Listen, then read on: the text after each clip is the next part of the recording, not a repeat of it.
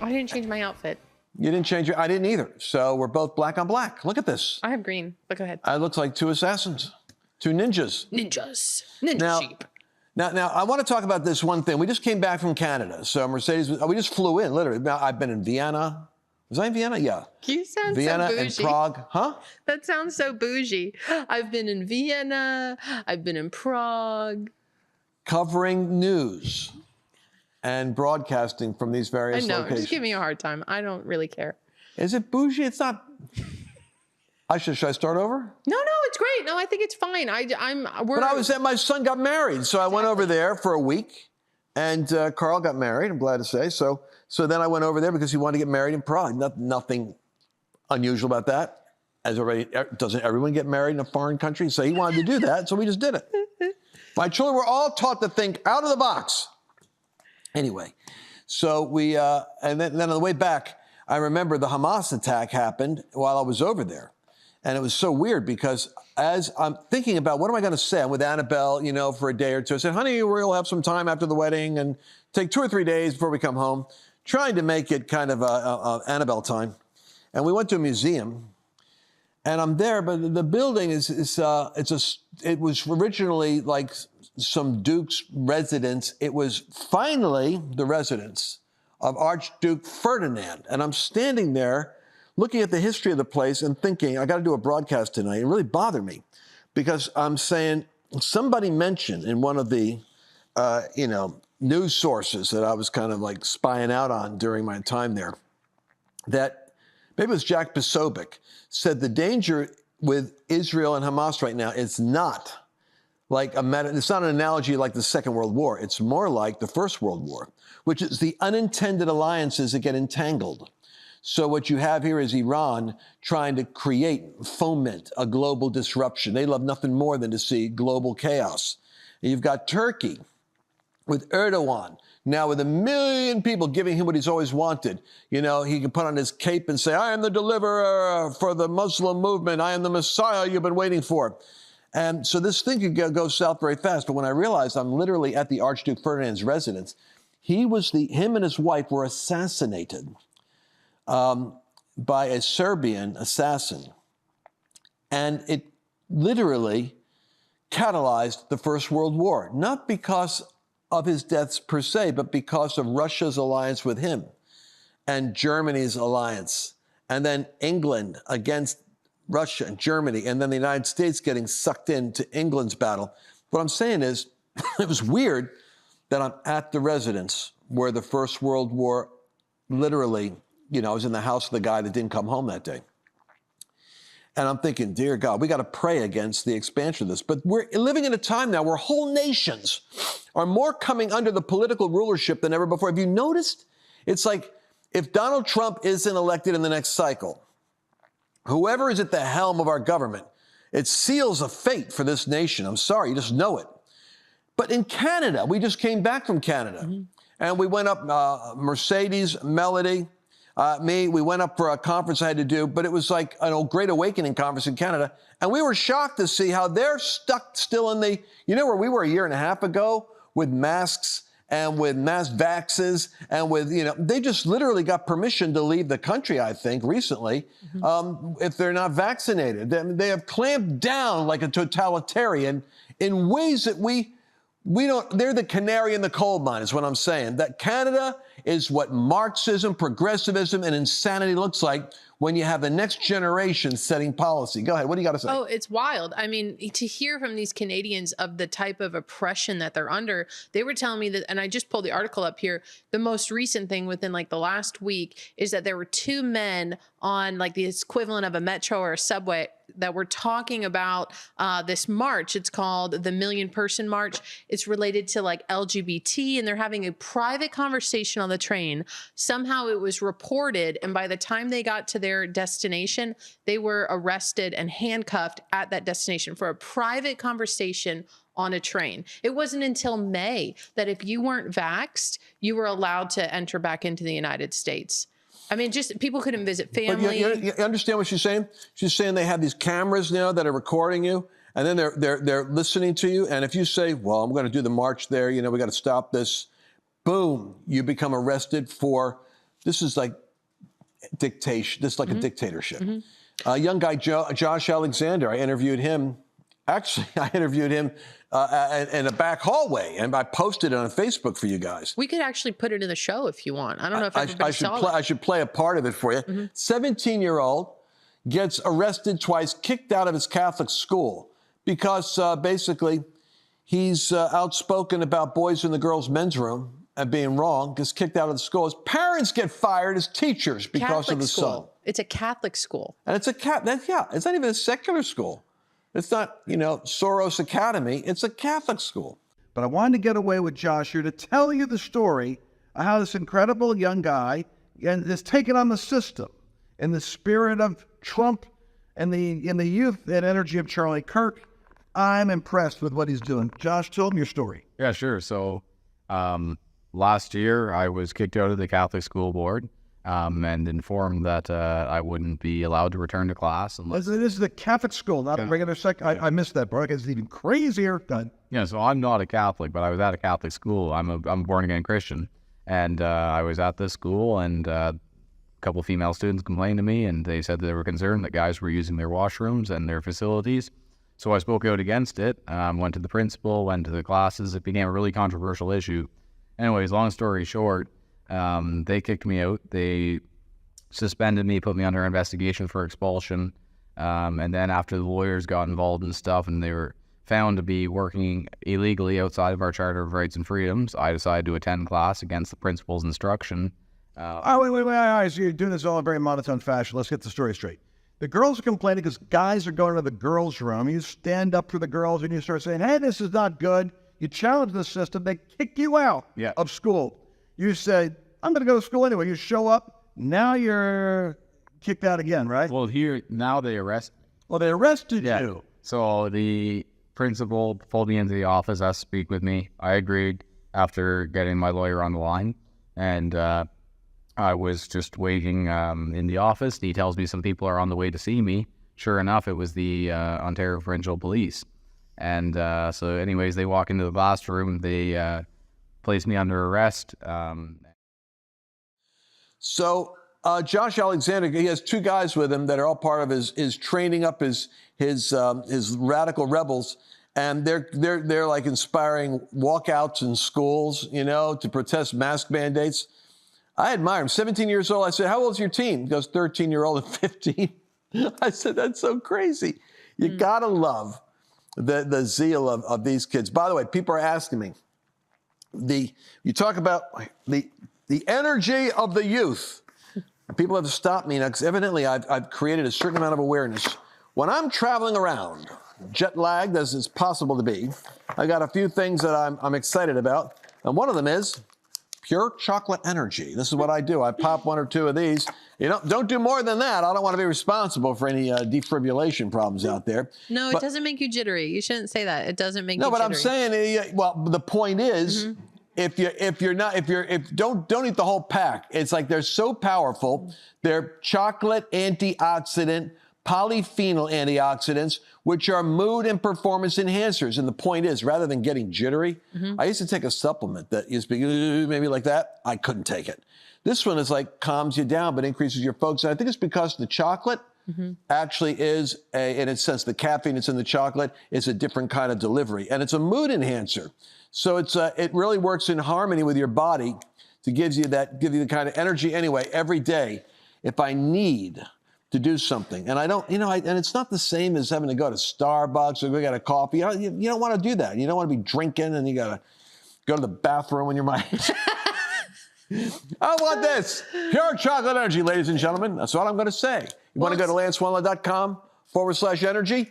Mercedes, I know you want to say, so you're jumping in there. What do you want to tell me about my energy? I'm just saying, I don't think people realize how many of these things you take per day. But for any time you speak, anytime you get up to do, you were just popping some before you got on. That's why I was like, you should tell people about these things. You love them, to the point where people track me down at conferences and they're like, hey, where do I get some of those chocolate chewies like Lance is talking about? And I was like, oh, I'll send you the link. But they're great too, because like if you're like my husband, Larry, he doesn't like coffee, but he wants the benefits of a caffeine like hit. And so those are good alternatives.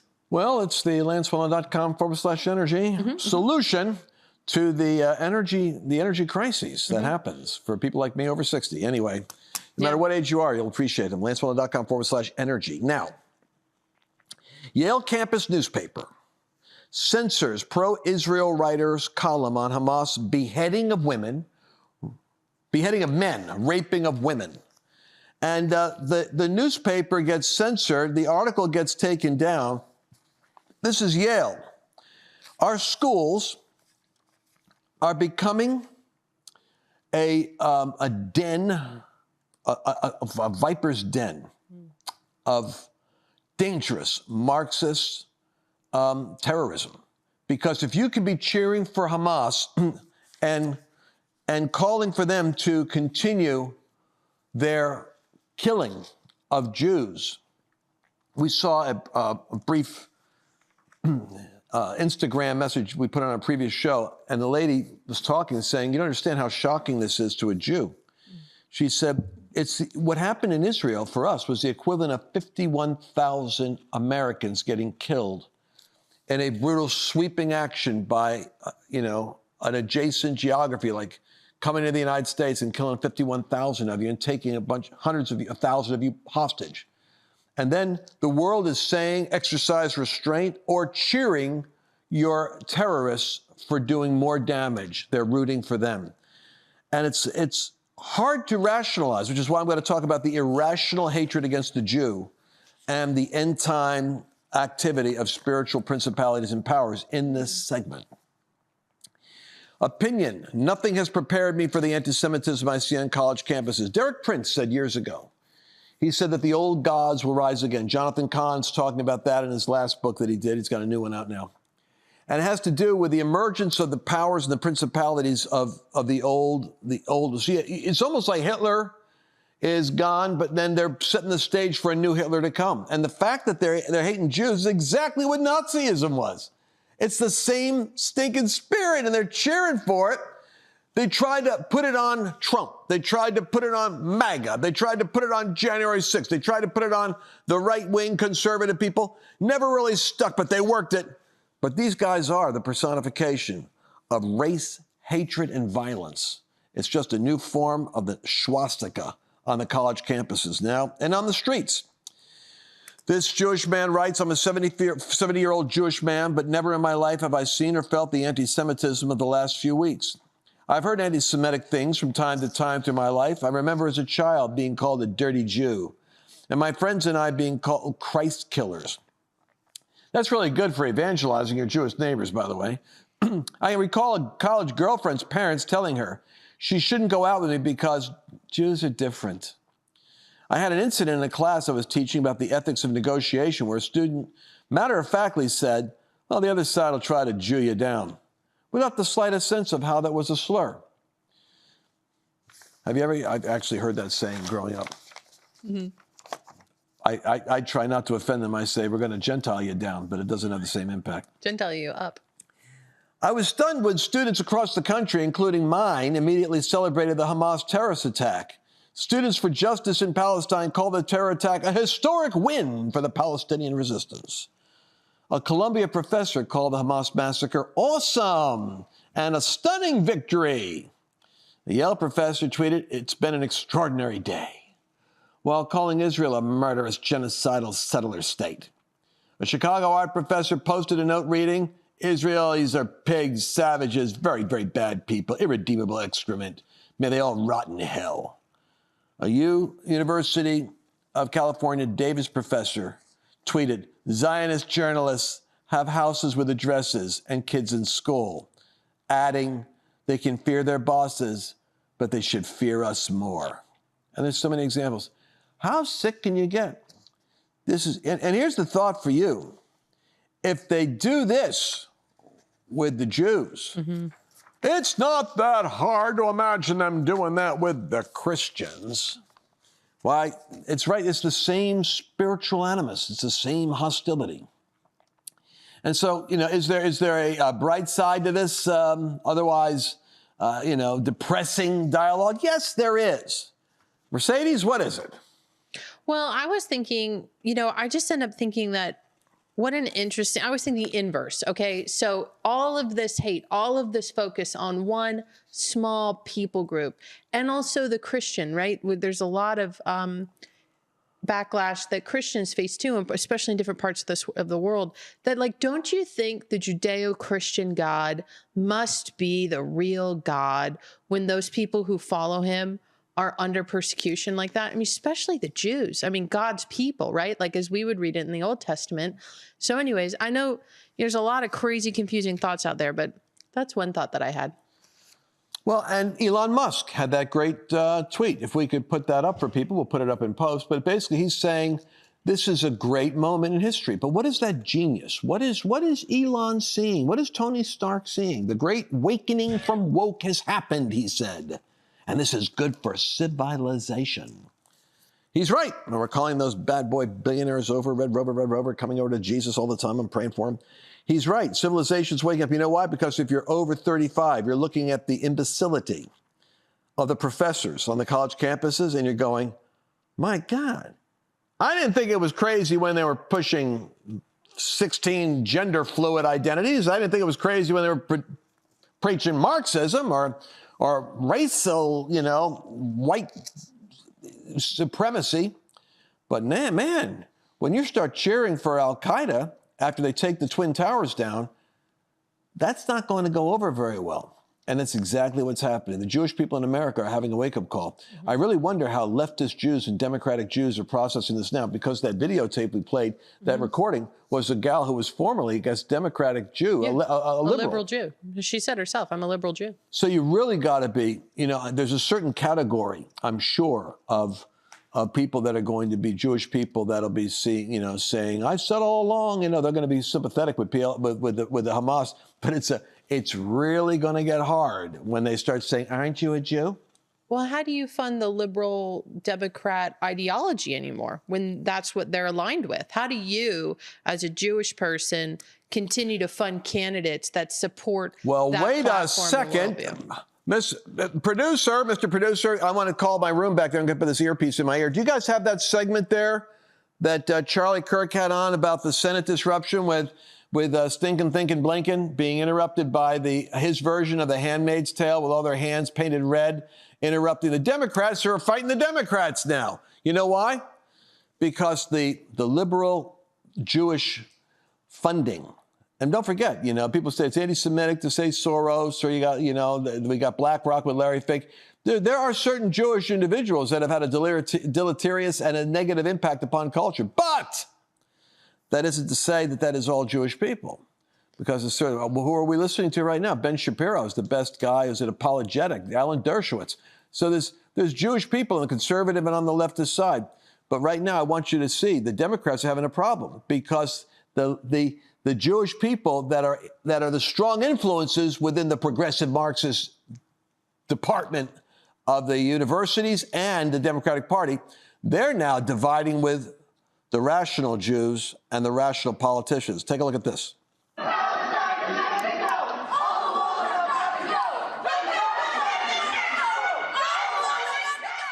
right, John, so I was just going to say, as we watch these protesters, I thought this could go on for maybe a half an hour or so, but they're standing up en masse now, so they'll all get bounced very quickly. they will. Well, and that's just not there. That's also on college campuses. It's all over the place right now. And what I'm saying is that there's going to be an increased division that's going to come out of this, because, as Elon Musk has pointed out, there is an awakening taking place. And the awakening is that something very sick is festering on the college campuses. Now, it'll be interesting to see the influence of anti-Semitism and how far it could go in the New York Times. It's interesting. I was in Jerusalem, and Annabelle and I were actually in Jerusalem, and I ran into the mother and father of who were Jewish, and they were talking about actually, what were we talking about? Cosmetic surgery, I think it was we were talking about. I don't know how I got in the subject. Because she looked so young. And she goes, how old? Oh, the guy goes, how old do you think my wife is? He brought it up. He was happy to challenge me. I guessed her age range. He said, that's exactly. Then he starts telling me about the best surgeons that they know. And I thought, this is classic. I love this Jewish conversation. Where to go for the best plastic surgery. And as we're building rapport, he says, well, my daughter's like the senior editor at the New York Times or something. I'm thinking, well, this is interesting. His daughter's a senior editor of the New York Times. Comes back to me now, because I'm wondering, how's the New York Times going to cover this? Because it isn't like you don't have, certain people that are going to be Jewish Democrats over there watching the mounting anti-Semitism. And how do they intellectually land on this? It's going to be an interesting subject. Director Christopher Wray warns Congress of terror threats inspired by Hamas attack in Israel. In classic Christopher Wrangling Wray, who is one of the problems we've got, who doesn't know if Antifa exists or where it exists and what BLM rioters we're really supposed to be dealing with. And all these guys are part and parcel with they're going after Catholics, checking out the Catholics because they're a potential dangerous group, the pro-life Catholics, how you really have to guard your life when you're around the raging nuns in your neighborhood. But Christopher Wray warns Congress of terror threats inspired by the Hamas attack on Israel. Now listen to this crazy thinking. The FBI director, October 31st on Halloween, said that Hamas terror attacks on Israel could motivate threats similar to those posed by ISIS. He's making the ISIS-Hamas connection. And he's concerned that we assess that the actions of Hamas and its allies will serve as an inspiration, the likes of which we haven't seen since ISIS launched its so-called caliphate several years ago, which Erdogan would like to do in Turkey. And just the past few weeks, multiple foreign terrorist organizations have called for attacks against America and the West. Well, now, why should that bother us? Could it be because we've had like around 8 million people come through the border that we haven't been able to properly identify yet? And as they're coming through the border, do you think it's possible that some of them might be Iranian, as we've caught certain terrorists from Iran, or Hamas or Middle East forces? Asked about, are you concerned about that, about the terrorism threat being elevated right now in the United States with a threat of that? It's not time to panic, he says. It's just a time to be vigilant. Not time to panic. Let me read between the lines here. He's saying, well, with all those people in the United States, we don't know who they are. ISIS, Caliphate, Hamas, they're calling for attacks, and it's all one big group, and they're calling for, you guys in America, do something, do something, do something. Tell you what, he's lying. He's trying to prepare Americans for what's already in American soil. Let's go take a quick journey over here to the board. And let me cover what I covered last week, or in the last broadcast. Hope you caught it. Ephesians describes something. How do principalities and powers work? We only have 6 minutes, so I got to land this fast.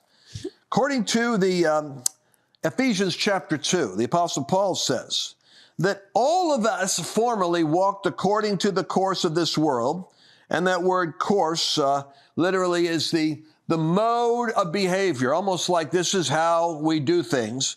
We walked along a certain way in this world according to, now this is interesting, the prince and the power of the air, the spirit that works in sons of disobedience. Among them we all formerly lived in the lust, listen to this, the lust, the appetites, the desires of the flesh, that is the fallen nature. And how does that work? Indulging the desires or the passions of the flesh and the mind. So here's what we, catch this. How do these powers work? Well, I drew this picture here as a cloud here of a principality and power. And what it does is it exerts influence over people groups. And right now you're seeing the college campuses. A principality has been getting into, through the ideology, the cult ideology of the university professors that have poisoned the minds with wokeism. And wokeism is a kind of virus with 5 permeations. It's critical race theory. It's racial. It's socialist Marxist. It's LGBTQ skewed, and it's PLO or radical Muslims sympathizing on the subject of Palestinian issues versus the Jew, as far as they're concerned, in Israel.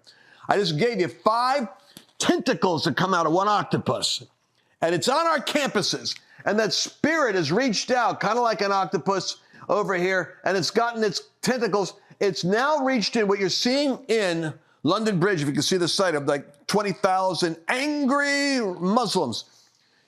England has a problem. Germany has a problem. France has a problem. You know what it is?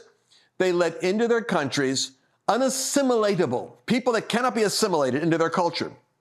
Neither the language, nor the values, nor the religion, nor even the dress, the garb. And so what you see is Europe opened its arms and it brought in a people in the radical Islamic community that are incompatible with the legacy of Western civilization in Europe. So what you have is that principality, the prince, power of the air, which, by the way, the principality, Daniel wrestled the prince of Persia. What is that? That's the Iranian principality.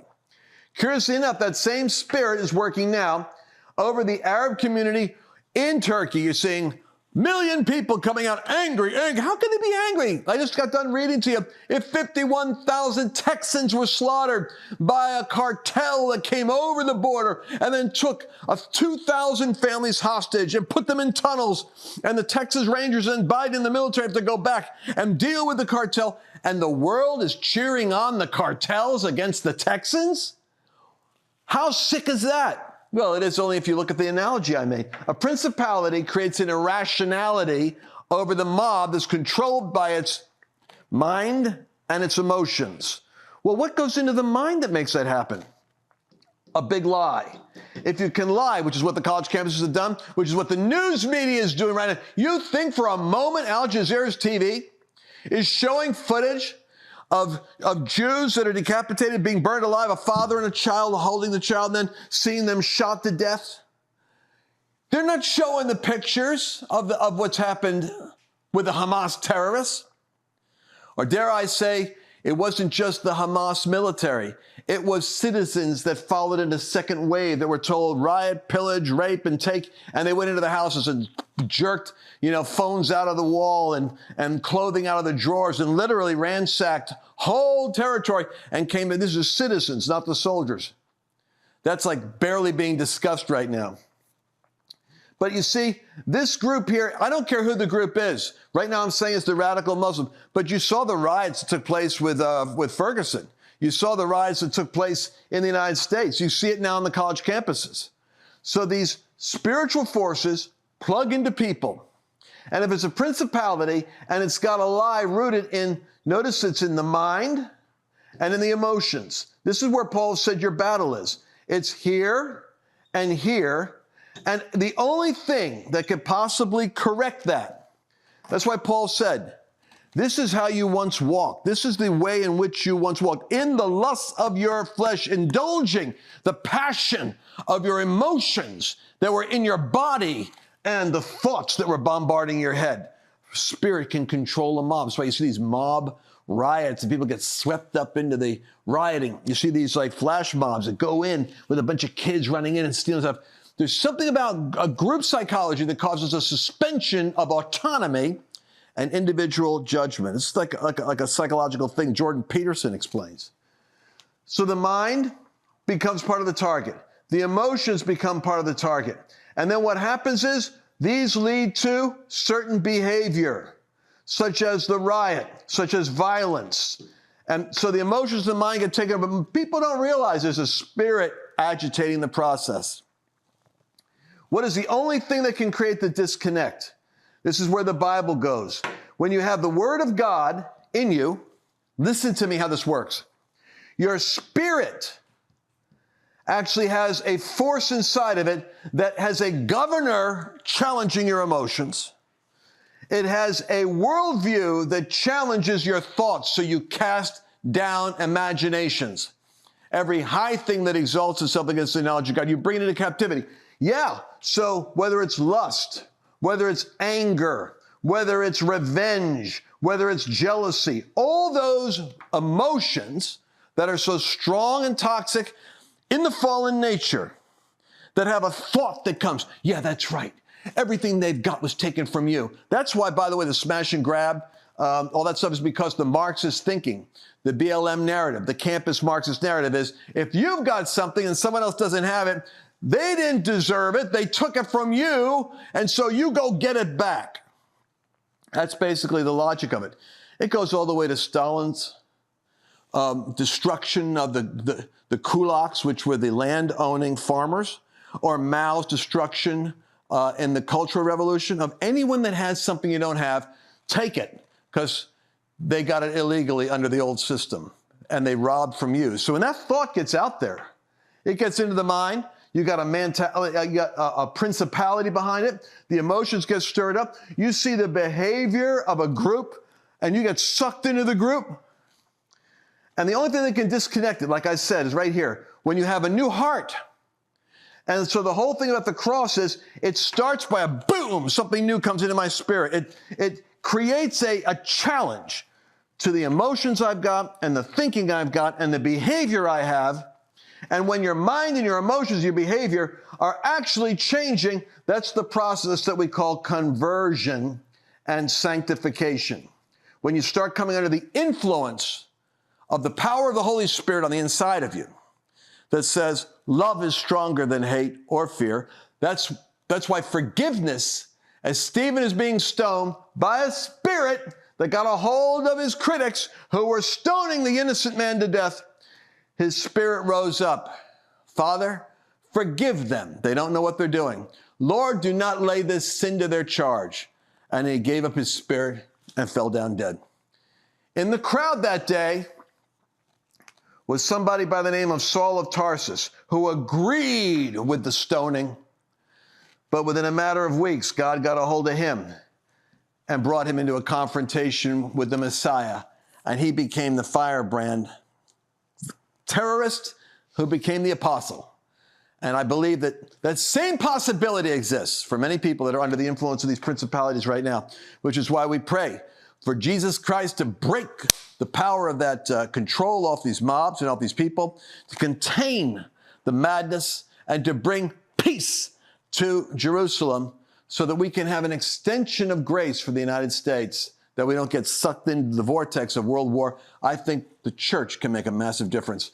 But I want you to see how the spirit realm works with the mob mentality. We'll see you again tomorrow. My Towels solved a problem that we've all had with towels. You go into the stores and they feel lotiony and soft, but then you get them home and they wind dry you. That's why I made My Towels. They actually work, they're soft, and they absorb. And now I'm excited to announce 2 brand new lines of My Towels. What makes them the best towels ever is they're now made with 100% long staple Shapir cotton. This is a combed ring spun cotton that makes My Towels even softer and more absorbent than ever. And now you get a 6-piece set for an amazing introductory sale price as low as $29.98. So go to mypillow.com or call the number on your screen. Use your promo code to get My Towels for only $29.98. Or you can get my designer premium line for just $20 more. Either way, you save 50% now on all My Towels. They actually work. What a concept. This offer won't last long, so please order now. MyPillow.com. Go to MyPillow.com and use promo code Lance to save big on all of Mike's best products. That's promo code Lance. Did you enjoy this latest episode? Please remember to share it with your friends, because the more knowledge you have, the better equipped you are to navigate the world.